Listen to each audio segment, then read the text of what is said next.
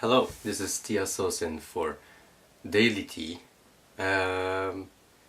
Yesterday I didn't do a post because Monday is my day off, and so probably from now on you will also see no posts appearing on Mondays. However, I will do my best to keep up with every other day of the week, including weekends. But what I did do on Monday is release a new blog post on tea ceremony. Now for the past 3 weeks now, I've been releasing blogs on what tea ceremony is, a little bit of the philosophical aspect behind it, and also what we do with tea ceremony and how we believe it should be practiced. I myself am a full instructor in the Enshu School of Tea, which is founded by a daimyo landlord in the 17th century. Now, since about 2 months ago, we decided that we wanted to take tea ceremony also to a broader audience, and started a tea ceremony workshop for foreign travelers, including national travelers, Japanese travelers as well, in English, in Kyoto. And we decided that some of the other experiences were more as if it were performances. But we don't believe that tea ceremony is actually a performance. We believe that tea ceremony only exists when the host and the guest interact harmoniously.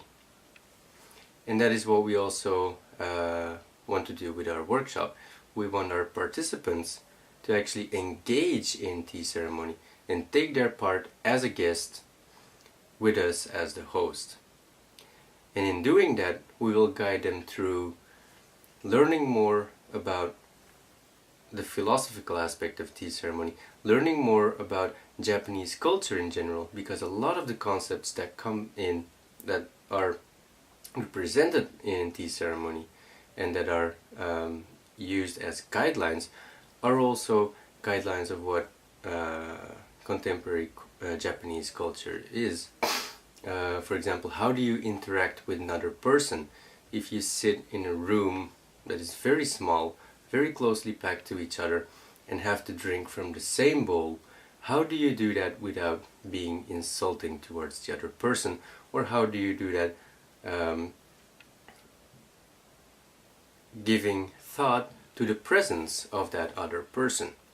Those are all things that we assess in our workshop, and that we also want you to experience, because we believe that that is the only true way you can actually know what tea ceremony is and what it is all about. So what I actually was intending on telling you a little bit more about is about the blog I released yesterday.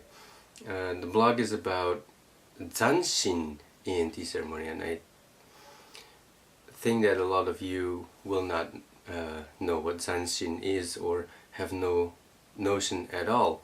It is actually a term that is used in martial arts, especially in martial arts in Japan, a lot, but it's also can also be found in other East Asian martial arts.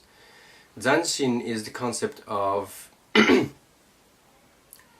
when you face an opponent and you've struck a final blow, you still keep your vigilance, and even after the blow you turn back at him and confirm that he's actually struck down, so that nothing unexpected can happen.